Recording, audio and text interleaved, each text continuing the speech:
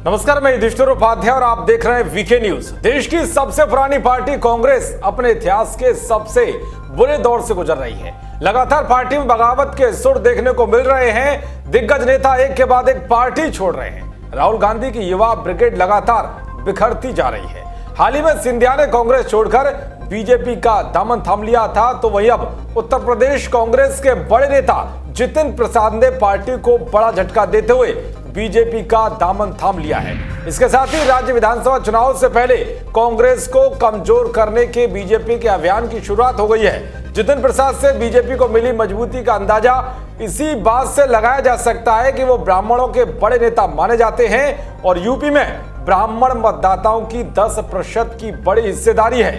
Congress party को बड़ा झटका लगने की आशंका आज बीजेपी नेता अनिल बलूनी के एक ट्वीट के साथ जताई जाने लगी थी। उन्होंने कहा था कि आज एक दिग्गज शख्सियत दोपहर 1 बजे पार्टी में शामिल होगी। उनके इस ट्वीट के साथ ही कयासों का बाजार गर्म हो गया था। कुछ ही घंटे में प्रसाद केंद्रीय मंत्री पीयूष गोयल के दिल्ली स्थित आवास पहुंच गए और वहां थोड़ी देर रुकने के बाद सीधे गृह मंत्री अमित शाह के घर गए। जितिन प्रसाद ने तय कार्यक्रम के मुताबिक बीजेपी मुख्यालय में कमल का दामन थाम लिया।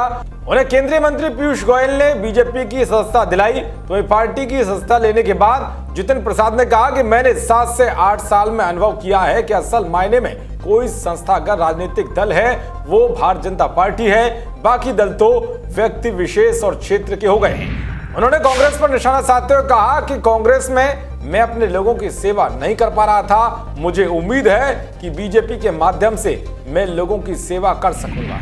उसके लिए अगर आज इस देश हित में कोई दल और कोई नेता सबसे उपयुक्त और मजबूती के साथ खड़ा है देश हित में, तो भारतीय जनता पार्टी और प्रधानमंत्री नरेंद्र मोदी जी कि उनके प्रति देश की भावना क्या है प्रधानमंत्री जी के प्रति, और वो जो नए भारत का निर्माण कर रहे हैं उसमें मुझे भी एक सदस्यता जो आज मैंने ग्रहण की है भारतीय जनता पार्टी की, एक योगदान छोटा सा करने का भारत के प्रति, भारत की जनता के आने वाली पीढ़ियों के प्रति करने का अवसर मिलेगा।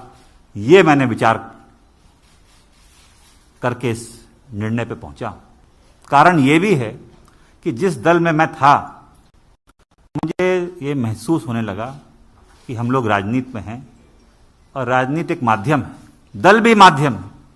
अगर आप अपने लोगों के हितों की रक्षा नहीं कर सकते, उनके लिए काम नहीं आ सकते, तो आपका राजनीति और दल से में रहने में क्या औचित्य है। तो यही मेरे मन में, और चाहे वो देश हित हो, चाहे वो प्रदेश हो, चाहे वो जिला हो, अगर आप अपने लोगों के उपयोग नहीं आ सकते, उनके सहायता के लिए आप मौजूद नहीं हो सकते और आपके इस लायक नहीं हैं कि आप अपनी जनता के हितों की रक्षा कर पाएं, तो वो मुझे महसूस होने लगा कि वो कांग्रेस पार्टी में नहीं कर पा रहा। भारतीय जनता पार्टी वो माध्यम बनेगा, वो सशक्त संगठन, देशव्यापी इतना संगठन, इतना मजबूत नेतृत्व जो आज देश को जरूरत है। दरअसल पूर्व केंद्रीय मंत्री जितिन प्रसाद उन 23 नेताओं में शामिल थे जिन्होंने कांग्रेस के नेतृत्व में बदलाव और इसे और ज्यादा सजीव बनाने के लिए पत्र लिखा था। यूपी में इसको लेकर कुछ नेताओं ने विरोध भी किया था। जितिन प्रसाद जितेंद्र प्रसाद के बेटे हैं। जितेंद्र प्रसाद 2 प्रधानमंत्री राजीव गांधी और पीवी नरसिम्हा राव के राजनीतिक सलाहकार थे। 2000 में जितेंद्र प्रसाद ने कांग्रेस अध्यक्ष का चुनाव सोनिया गांधी के खिलाफ लड़ा था, लेकिन वो हार गए थे। इसके बाद पिता जितेंद्र प्रसाद की राजनीतिक विरासत को जितिन प्रसाद ने संभाला। 2001 में वो इंडियन यूथ कांग्रेस से जुड़ गए। 2004 में जितिन प्रसाद शाहजहांपुर सीट से जीतकर पहली बार लोकसभा पहुंचे।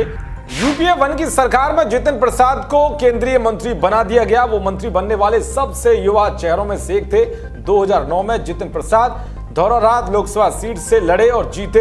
यूपीए 2 में जितिन प्रसाद को पेट्रोलियम और सड़क परिवहन जैसे अहम मंत्रालय की बतौर राज्य मंत्री जिम्मेदारी मिली थी।